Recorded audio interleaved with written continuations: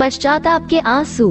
वृद्धाश्रम के एक कोने में बैठी सुमन जी आठ आंसू रो रही थी और विचार रही थी अपने अतीत में। जब शादी होकर ससुराल गई तब सास ने कितना लाड़ लड़ाया था। बेटी से भी ज्यादा हर वक्त उनकी जुबान पर सुमन सुमन होता था। सुमन ये खा ले, सुमन ये पहन ले, सुमन देख ये साड़ी लाई हूँ मैं, सुमन ये गहना लाई हूँ। पर उसने क्या किया, ससुर के स्वर्गवासी होते ही पहले सब कुछ धोखे से अपने नाम कराया और फिर सास की रोटी तक उसे भारी लगने लगी थी। देखो जी, अब मुझसे ना होता तुम्हारी माँ का, इन्हें गांव भेज दो वरना मैं चली यहाँ से। आखिरकार उसने पति राजीव को अपना फैसला सुना दिया। पर सुमन, गांव में माँ की देखभाल कौन करेगा, तू खुद सोच। फिर तुझे माँ से दिक्कत क्या है, अब तो माँ की सारी जायदाद भी तेरे नाम है। राजीव बेबसी से बोला, मैं कुछ नहीं जानती, बस मुझे माँ के साथ नहीं रहना। रही जायदाद की बात, वो इस उम्र में क्या करेगी, उनके खर्चे भर के पैसे हम दे देंगे। सुमन चिल्ला कर बोली। माँ बेचारी आंसू बहाती सब सुन रही थी।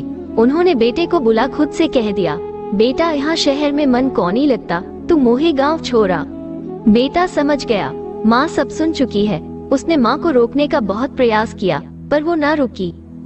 पोता अर्जुन जाती हुई दादी के कदमों से लिपट कर रो पड़ा, पर दादी तो मानो निर्मोही हो गई, या यूं कहो बेटे की गृहस्थी बचाने को निर्मोही बन गई। माँ गांव जाकर ज्यादा जी ना पाई। 2 साल बाद ही उनके मरने की खबर आई।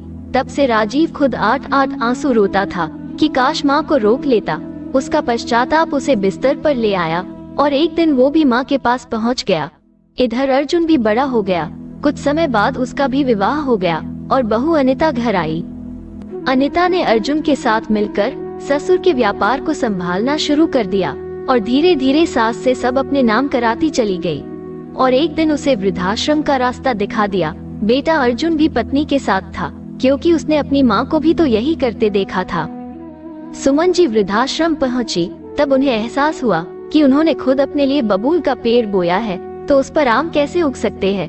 यही सोच सोच वो पश्चाताप की आग में जलती रहती और अपनी दिवंगत सास और पति से माफी मांगती रहती है। आशा करती हूँ आपको ये कहानी पसंद आई होगी।